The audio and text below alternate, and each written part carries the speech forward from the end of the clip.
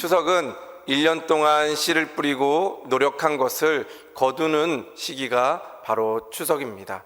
그래서 1년 동안 수고해서 열매를 거둔 것을 하나님께 감사하며 보내는 절기가 바로 추석 절기입니다. 그래서 우리는 이 추석을 슬기롭게 잘 보내야 합니다. 슬기로운이라는 단어가 참 듣기에 좋은 것 같습니다. 아마 초등학교 때 초등학교를 다니면서 이 슬기로운 생활, 바른 생활, 즐거운 생활 이런 책으로 공부했던 기억이 있을 겁니다. 그리고 우리 연세 드신 분들은 자녀들이 아마 이런 책으로 공부를 했던 것을 기억하고 있을 겁니다. 초등학교 들어가서 1학년, 2학년 때 아무것도 모르는 자녀들이 이 슬기로운 생활, 바른 생활, 즐거운 생활을 배워가면서 학교에서 배우는 것이 이렇게 기쁨이 크구나라는 것을 아마 배웠을 겁니다. 그리고 어떻게 살아가는 것이 슬기롭게 또 바르게 즐겁게 살아가는 것이라는 것을 배우게 되었습니다. 지금은 이렇게 합쳐져서 국어, 산수, 자연 이런 식으로 이야기를 하지만 옛날에는 이렇게 배웠습니다. 그래서 슬기로운이라는 단어가 기분 좋게 다가오기도 합니다. 그리고 몇 년 전에 드라마에서 나왔던 슬기로운 깜빵생활, 슬기로운 의사생활 이런 드라마 때문에도 슬기로운이라는 단어가 우리에게 익숙한 것처럼 느껴집니다. 드라마에 보면 감방 생활을 합니다. 감옥에서 생활을 하는데 그 감옥 생활을 슬기롭게 잘 보낼 수 있는 것, 그 안에서 서로 사랑하고 서로 이해하고 서로 용납하고 그 안에서도 사랑을 키워나가며 살아가는 모습을 보게 됩니다.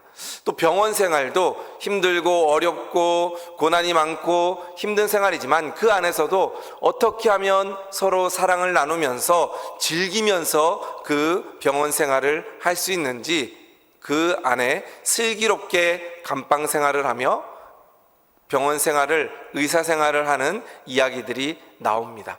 이것을 보면서 우리 울산충성교회 성도님들은 어떻게 슬기로운 신앙생활을 하면 좋을까? 그리고 이 추석 명절을 어떻게 하면 슬기롭게 잘 보낼 수 있을까 생각하며 말씀을 준비했습니다. 그래서 이번 명절에는 말 한마디, 또 우리의 마음, 그리고 우리가 만나는 모든 사람들 가운데 슬기롭게 잘 대처하여 우리 모든 성도들의 추석 명절이 슬기롭게 잘 보내는 그러한 명절 되기를 주님의 이름으로 축복드립니다.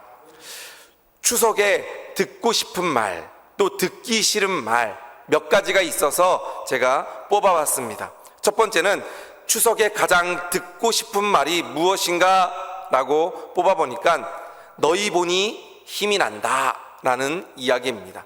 또 연휴가 긴데 여행 다녀오거라. 또 친정에 빨리 가거라. 음식은 나가서 사 먹자. 용돈 받아 가거라 라는 이야기들이 추석 명절에 듣기 좋은 말입니다. 이번 추석 명절에는 여기 있는 그 이야기들을 우리 자녀들과 우리 가족들, 친척들에게 이야기함으로 듣기 좋은 말을 많이 하는 명절 되기를 주님의 이름으로 축복드립니다.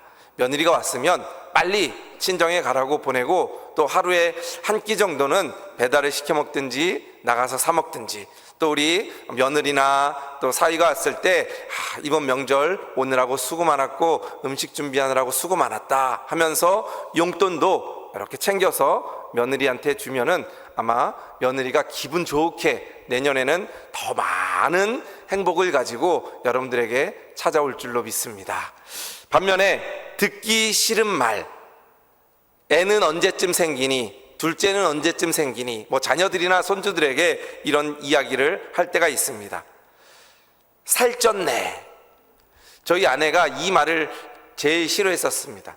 제가 결혼을 하고 난 다음에 살이 조금 빠졌었거든요. 근데 아내는 살이 그때 제일 많이 쪘을 때입니다. 근데 어머니가 오셨을 때, 야, 너만 살찌고 내 아들은 쫄쫄 굶겼냐? 살 빠졌네? 라는 이야기를 듣기 싫었다고 합니다. 또 시누이 오는데 보고 가거라. 시누이는 친정집에서 명절 다 세고 그 다음에 오니까 그 시누이를 보고 가라는 겁니다. 그러면은 며느리는 친정에 늦게 갑니다. 그렇기 때문에 그런 말이 가장 듣기 싫다고 합니다. 그리고 결혼은 언제 할 거니? 아직 결혼 안 한 아들, 딸들, 또 손주들이 있으면 이런 말 하지 마시기 바랍니다. 또 취업은 언제 하니? 뭐 이런 이야기 등등. 그래서 이번 명절에는 이 이야기들을 잘 기억했다가 이런 이야기를 하지 않아서 정말 우리 가족들이 기쁘게 명절을 잘 보내는 슬기로운 추석 명절 되기를 주님의 이름으로 축복드립니다.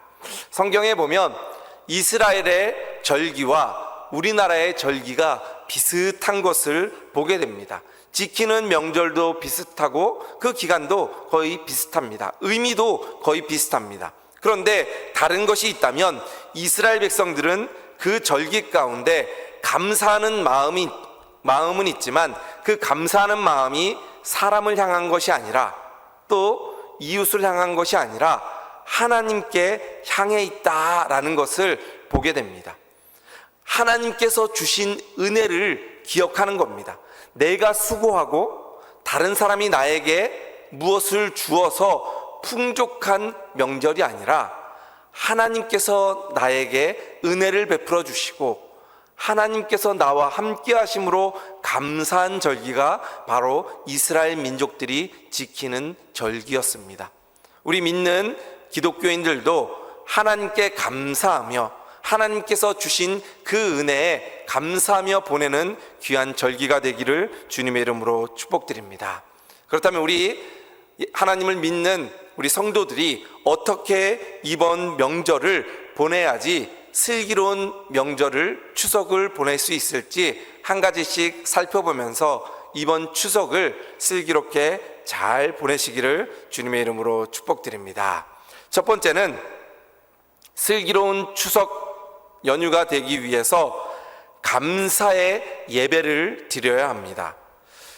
성도가 하나님께 대해서 행할 의무가 있습니다. 반드시 해야 될 것이 있는데 그것은 하나님을 기뻐하며 하나님께 감사의 고백을 하며 예배 드리는 것입니다.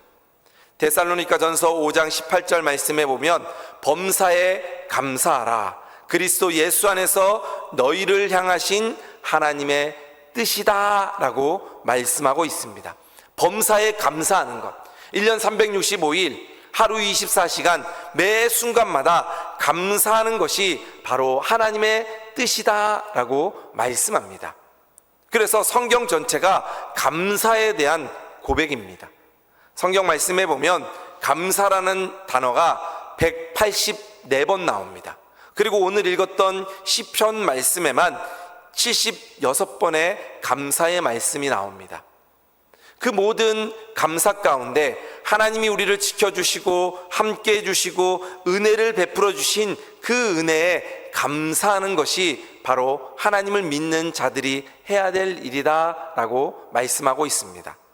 오늘 말씀에 보면 울며 씨를 뿌리는 자는 그것을 기쁨으로 거두게 된다 라고 말씀하셨습니다. 추석 명절이 바로 씨를 뿌린 것을 기쁨으로 거뒀을 때 하나님께 감사하는 것이 바로 추석 명절입니다. 이번 추석 명절에 하나님께 감사하며 예배로 영광 돌리시기를 주님의 이름으로 축복드립니다. 하나님께 감사하는 것 중에 가장 최고의 표현은 바로 예배입니다. 우리의 물질을 드리고 우리가 다른 어떤 것을 드려도 하나님께서는 기뻐하시지만 가장 기뻐하시는 것은 바로 예배입니다. 하나님께 감사하며 예배 드리는 것. 그래서 이번 추석 명절에도 하나님께 온 가족들이 모여서 함께 예배 드리는, 하나님께 감사하는 그런 명절이 되기를 주님의 이름으로 축복드립니다. 길지 않아도 됩니다. 가정 순서지 나눠준 거에 보면 한 10분이면 됩니다. 읽으면 됩니다. 혹시라도 그게 너무 길다 그러면 가족들 함께 모여서 기도하고 말씀 한 절 읽고 우리 자녀들에게 축복의 말을 해주는 것, 그것도 예배가 될 수 있습니다. 하나님의 은혜에 감사하는 것, 그것이 하나님께 드리는 예배가 될 줄로 믿습니다. 성경에 나오는 모든 인물들 보면 감사했던 사람들입니다. 다윗도 그렇습니다. 시편 말씀에 보면 다 감사입니다. 때로는 어려움도 있고 고난도 있고 광야 가운데 있는 그러한 삶이었지만 다윗은 늘 감사하는 사람이었습니다. 마리아도 사도 바울도 죄 많은 여인도 삭개오도 하나같이 다 하나님께 감사하는 사람이었습니다. 하나님께서는 이렇게 감사하는 자들에게 축복을 주시고 더 큰 은혜를 베풀어 주십니다. 우리 자녀들을 키울 때 용돈을 주거나 아니면 어떤 물건을 사줬을 때 자녀들이 감사하면 더 기쁨이 넘칩니다. 그러면 더 해주고 싶고 더 좋은 것을 주고 싶은 것이 부모의 마음입니다. 바로 하나님의 마음도 그것과 같습니다. 작은 것을 주었을 때 그 작은 것에도 감사하며 하나님께 예배드릴 때 하나님께서는 더 큰 은혜와 축복을 우리들에게 허락해 주실 줄로 믿습니다. 그래서 어떤 사람은 이렇게 이야기합니다. 감사는 벽을 향해 공을 던지는 것과 같아서 자기에게로 돌아온다.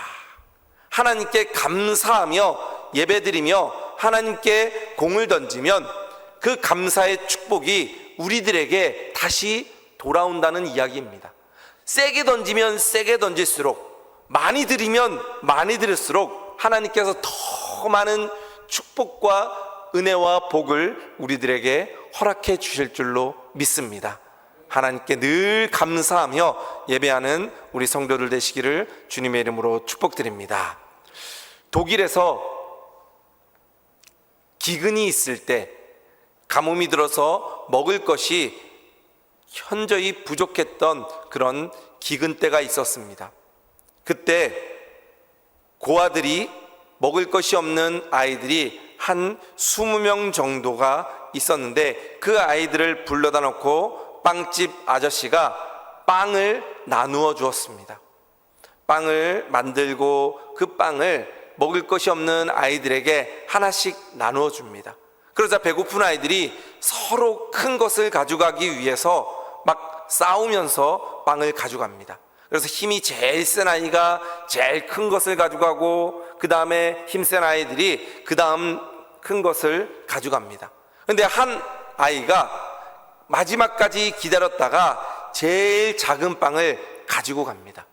그러면서 다른 아이들은 그 빵을 가져가서 먹기 바쁜데, 도망가기 바쁜데, 이 아이는 그 제일 작은 것을 받아 들고서 그 아저씨에게 와서 꼭 감사하다는 그 말을 하고 돌아갔습니다. 며칠 동안 그런 일이 계속되었습니다. 하루는 그 빵을 만들고 또 아이들에게 나누어 줍니다. 그날도 똑같이 모든 아이들이 제일 큰 빵을 먼저 다 가지고 가고 이 아이가 가장 작은 빵을 들고 이 아저씨에게 가서 감사합니다 라고 인사하고 돌아가서 동생과 함께 이 빵을 먹었습니다. 그런데 이게 웬일입니까? 그 빵 안에 금화와 은하가 가득 들어있던 것입니다. 이 아이가 이 빵을 먹으려고 하다가 여기서 금화와 은하가 나온 것을 보고 이것은 우리 것이 아니다, 이걸 가지고 가서 돌려드려야 된다 라고 동생한테 이야기하고 함께 아저씨를 찾아왔습니다. 그러자 이 아이가 이야기합니다. 아저씨, 이 빵에서 금화와 은하가 나왔습니다. 이것은 저희 것이 아니기 때문에 다시 돌려드립니다. 그러자 이 아저씨가 이야기합니다. 이것은 내가 일부러 넣었던 것이다. 작은 것에도 감사하는 아이에게 더 큰 것으로 내가 주기 위해 너에게 이것을 넣어놨던 것이단다. 이것은 이제 너의 것이다 이야기합니다. 그러면서 이야기하기를 이 가뭄이 다 끝날 때까지 우리 집에 들어와 살도록 하거라 이야기를 하며 그 두 형제를 양아들로 삼았다는 이야기입니다. 작은 것에도 감사할 수 있는 사람, 그 사람에게 더 큰 은혜와 축복을 주시는 분이 바로 하나님이십니다. 이번 추석 명절에 나에게 주신 하나님의 은혜에 감사하며 하나님께 예배하는 우리 성도들 되시기를 주님의 이름으로 축복드립니다. 두 번째는 슬기로운 추석 명절이 되기 위해서는 우리가 받은 복을 헤아려야 합니다. 찬송 가사에 보면 받은 복을 세어보아라 라고 이야기합니다. 내가 과연 하나님께 어떤 복을 받았는지를 생각하며 그 받은 복을 우리가 기리는 것입니다. 우리나라는 경제적으로 또 정치적으로도 매 순간이지만 매년마다 그렇지만 어렵고 힘들게 살아가고 있습니다. 경제가 매년마다 어렵다고 합니다. 물가는 오르는데 월급은 오르지 않고 가정 살림은 나아지지 않고 그런 삶을 우리가 살아가고 있습니다. 그럼에도 불구하고 하나님께서는 우리들에게 베풀어 주신 은혜가 많이 있습니다. 그렇기 때문에 우리는 하나님께 감사하며 예배드리며 하나님께서 주신 은혜를 우리는 헤아릴 수 있어야 합니다. 생각해 보면 하나님께서 우리들에게 주신 은혜가 감사가 너무나 많이 있습니다. 그런데 왜 우리의 삶 가운데는 감사가 부족할까요? 그것은 받은 은혜를 헤아리지 못하고 기억하지 못하고 생각하지 못하기 때문입니다. 부족한 것만 바라보기 때문에, 없는 것만 생각하기 때문에 받은 것은 생각지도 안 하고 감사하지 못하기 때문에 우리가 그러한 삶을 살아가게 되는 것입니다. 하나님께 많은 복을 받았는데 그 복을 생각하지 않고 없는 것만 생각하기 때문에 우리는 부족한 것 투성이고 불평, 불만만 가지고 사는 때가 많이 있습니다. 하나님께 받은 은혜, 하나님께서 주신 것, 그것을 생각하며 살아가는 우리 성도들 되기를 주님의 이름으로 축복드립니다.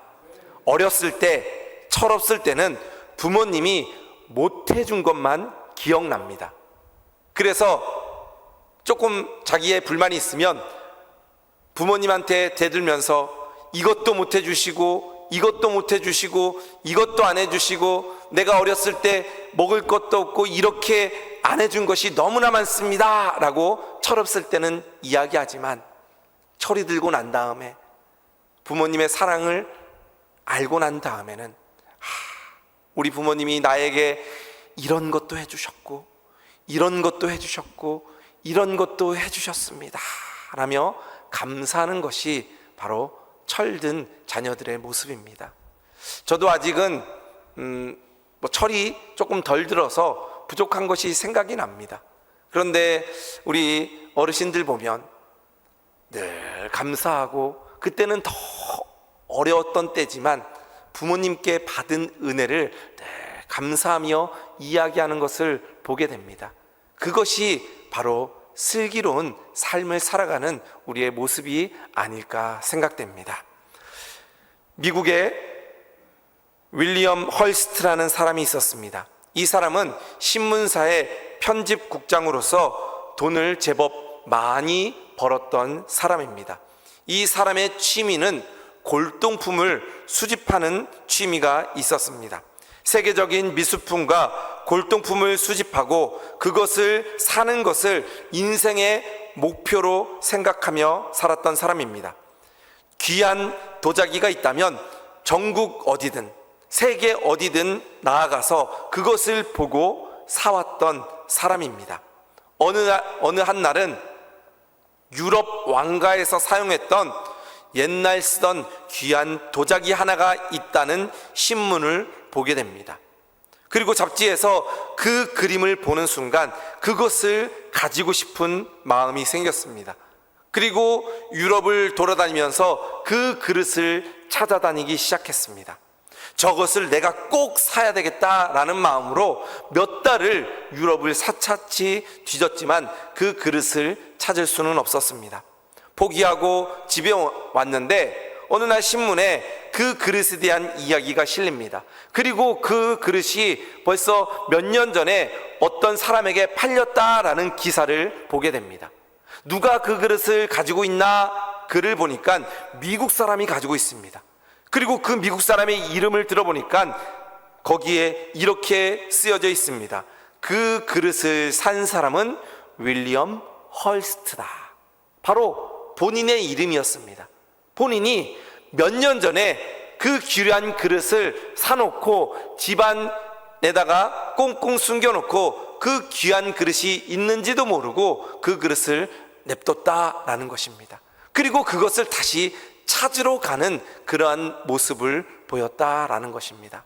저는 이 기사를 읽으면서 이 모습이 우리의 모습이 아닌가 생각됩니다. 하나님께 우리는 계속 은혜를 구하고 복을 구합니다. 하나님, 이것도 주시고 이것도 주시고 이것도 주시고 이것도 주세요 라고 복을 구합니다.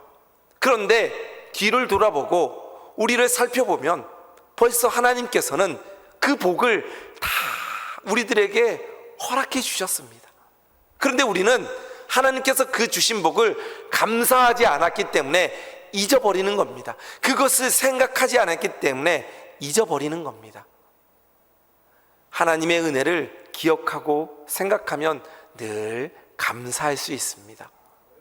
여러분들이 이번 추석에는 우리 자녀들과 또 가족들과 함께 앉아서 하나님께서 우리들에게 어떠한 복을 주셨는지 함께 이야기를 나눠보면 좋겠습니다.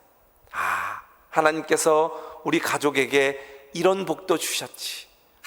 옛날에는 이렇게 먹을 것도 없었는데 지금 이렇게 풍성하게 되었구나.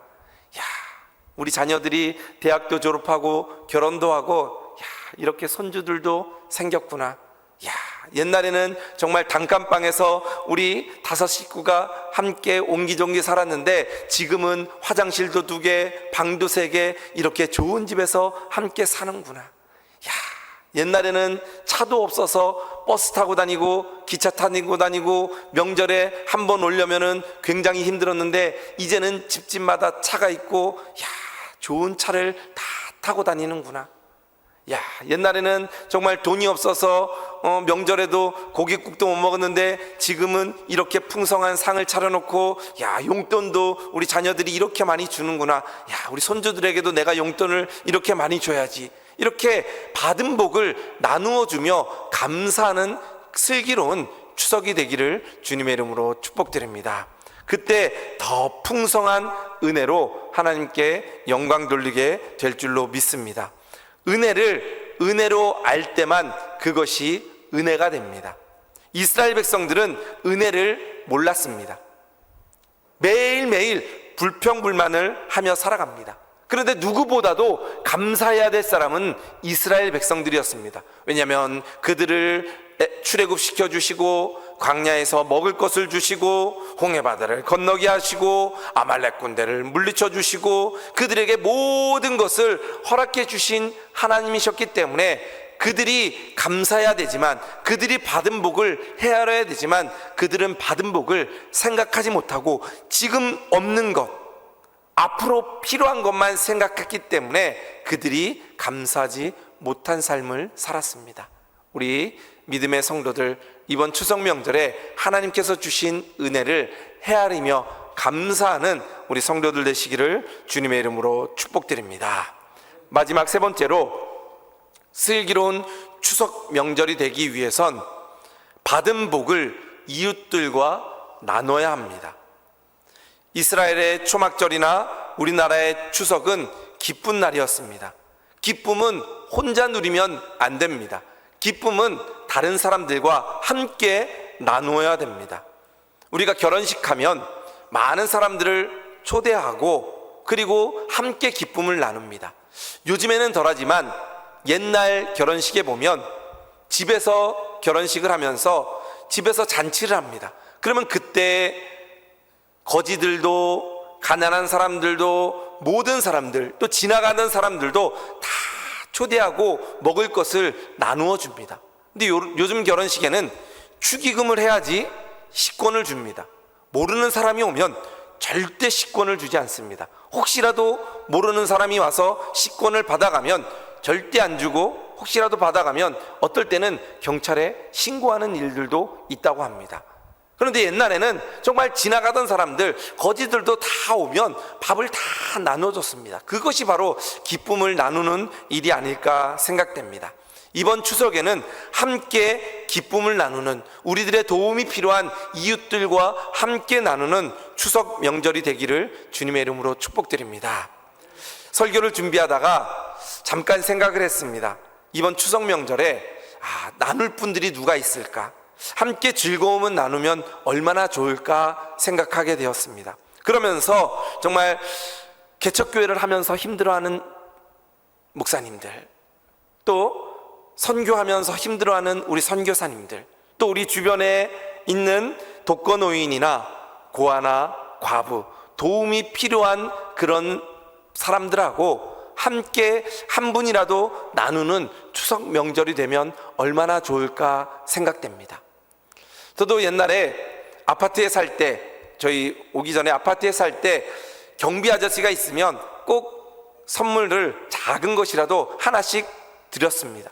그리고 아이들을 가르치고 있는 선생님들, 학원 선생님이나 아니면은 교회 선생님들께 꼭 작은 선물이라도, 큰 거 아닙니다, 뭐 10,000원짜리 20,000원짜리라도 작은 선물을 드렸습니다.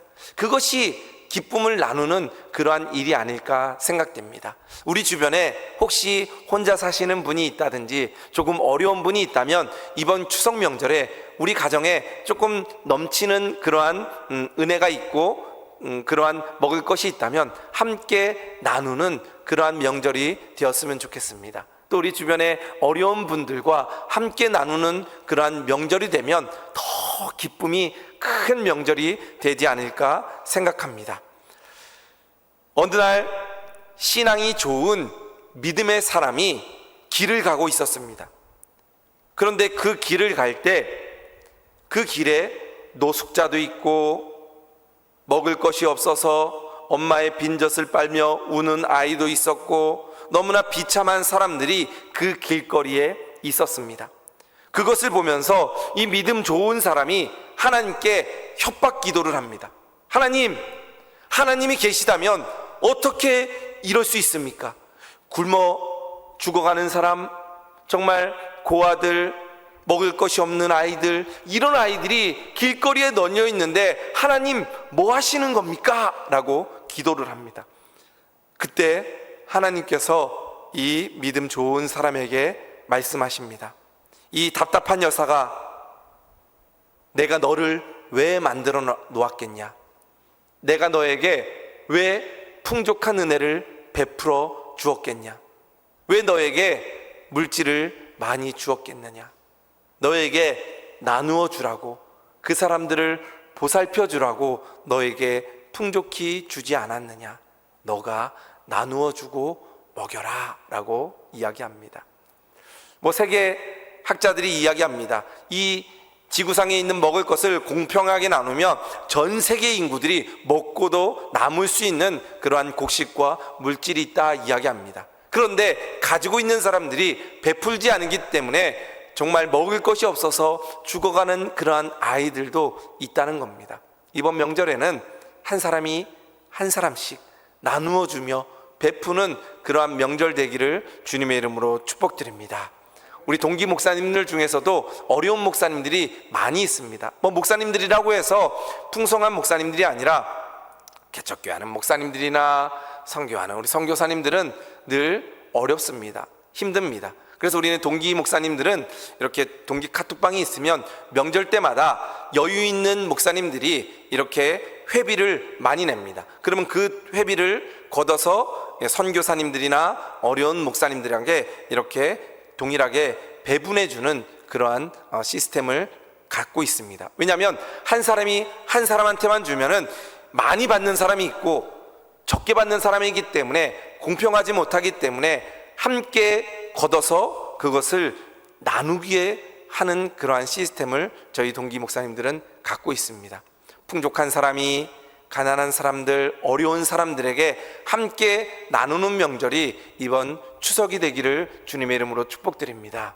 우리 성도들 안에서도 도움이 필요하고 기도가 필요하고 함께 나눌 수 있는 사람들이 있습니다.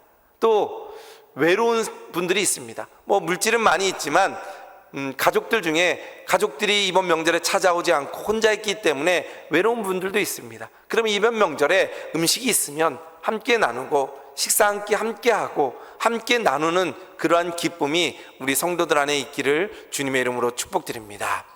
저희 교회는 이제 목회자가 저밖에 없기 때문에 그런데 그전 교회 있을 때는 제가 선임 목사로 있을 때 명절 끝나고 나면 부목사들이 이렇게 함께 모여서 기쁨을 나누는 순간이 있었습니다. 그러면은 명절에 고향에 가서 음식 싸가지고 오고 여유 있는 음식들을 같이 나누고 함께 파티를 했던 그런 기억이 있습니다. 우리 성도님들도 구역별로 이렇게 추석 명절 끝나고 식사 함께 하면서 명절에 먹고 남은 음식들 같이 나누면서 이번 추석 명절에는 이런 은혜도 있었지 하면서 구역별로 아니면 여전도회별로 아니면 이렇게 믿음의 사람들끼리 함께 나누는 시간이 있었으면 좋겠습니다. 그러면서 함께 기쁨을 나누고 은혜 나누는 그런 것이 정말 믿음 안에서 함께 나누는 슬기로운 추석 생활이 아닐까 생각됩니다. 한 심리학자가 인간을 세 단계로 구분을 했습니다. 어떻게 구분했냐면 첫 번째는 받는 단계. 그래서 어렸을 때는 받기만 합니다. 근데 조금 크면 소유하는 단계입니다. 내 것을 챙깁니다. 그런데 나중에 이제 자라고 나서는 나누는 단계가 있습니다. 주는 단계가 있습니다. 그것이 바로 성숙한 인간의 모습이다 이야기합니다. 곡식도 땅에 심는 단계가 있습니다. 자라나는 단계가 있습니다. 그리고 열매를 주는 단계가 있습니다. 신앙도 마찬가지입니다. 처음에는 예수님을 구주로 믿는 믿음의 단계입니다. 그리고 은혜를 풍족히 받는 은혜에 받는 단계가 있습니다. 그리고 마지막은 은혜를 나누어 주는 단계가 있습니다. 우리 울산충성교회 성도님들은 믿음이 충만하고 또 받은 은혜가 많아서 그 받은 은혜를 나누어 주는 믿음의 성도들 되시기를 주님의 이름으로 축복드립니다.